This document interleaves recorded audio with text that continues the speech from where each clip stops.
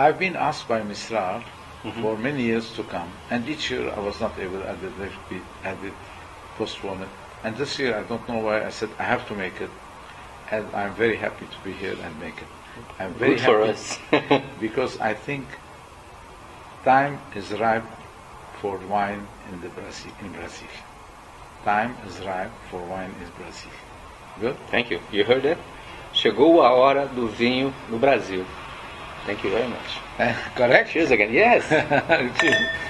Oi, eu sou Marcelo Copello no Encontro Mistral com uma lenda do vinho mundial, Serge Hochar, do Château Musar, que nós estamos degustando aqui. Já conversei com o filho dele, o Marc, tivemos boas risadas aqui.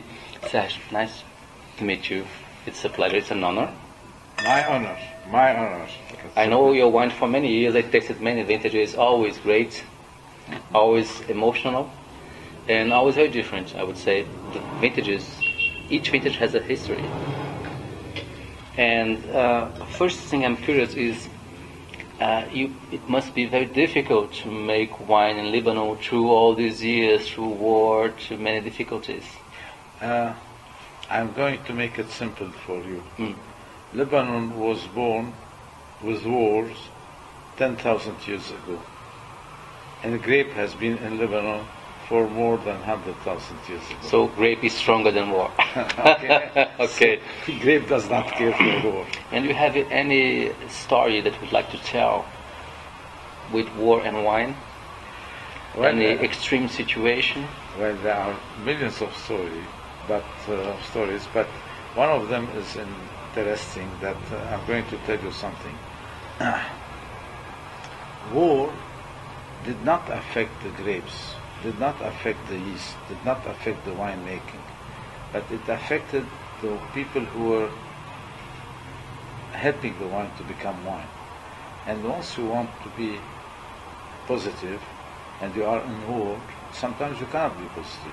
You are affected, your brain is affected, your palate is affected, your soul is affected, your heart is affected.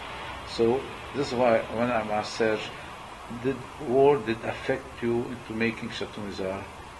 I say, I don't know. I cannot prove it, but I imagine that I have, once I was under shelling, I was making tasting differently than when it was a piece. This is my answer. And you have certain vintages that remembers you any particular episode in war? Well, in fact, each vintage reminds me the story of life. And war is part of the story of life. Okay? So since I've been making wine, I started in 1959. And the first vintage was a 59, and I did bottle the 1954 and the 1956. So each year has been an experience. And once you realize that wine is such a living thing, that if you do it in a passionate way,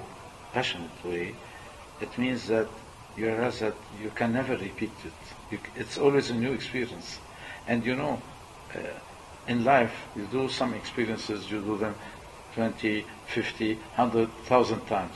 In wine, you repeat the experience once a year. Yes. So I've been only experiencing winemaking only for 54 years. 54 experiences. 54 vintages, wow. I heard once a story of you and a bottle of 72 during a bombing in Lebanon. Is that true? Oh yeah, it was really more than true. What happened, in fact, it was a day where Syrians were on the hills around Beirut hitting, shelling Ashrafiyeh, which is a neighborhood of my home. And all my friends in the building told me, Sir, please come down to the shelter. I said, no, I don't want today, I want to stay in my room.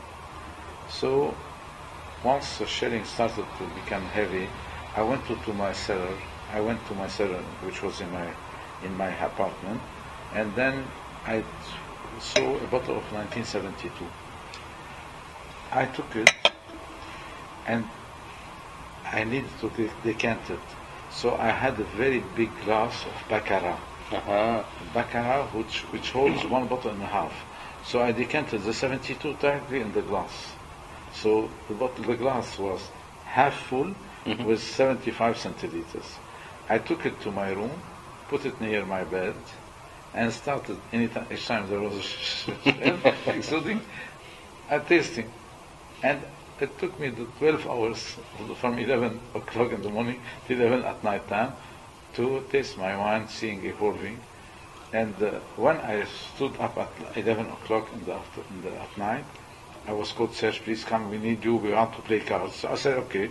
I went to my house, and all the glasses of the house were shattered. The only room where the glasses were not shattered was the room where I was myself. Oh. So it's a real story. It really happened. And I suppose 72 was great. It's Unforgettable, story. right? This is a different story. That's a different story. So wine protects you from war. At least your spirit. Wine protects you from millions of things. I'm going to drink to your heads for that, because wine will protect your heads. Okay? Okay.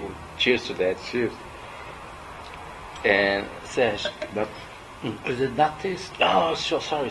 I was thinking of the next question. I know you are. I'm making you think. I'm making you think. That's why I'm happy. Yes.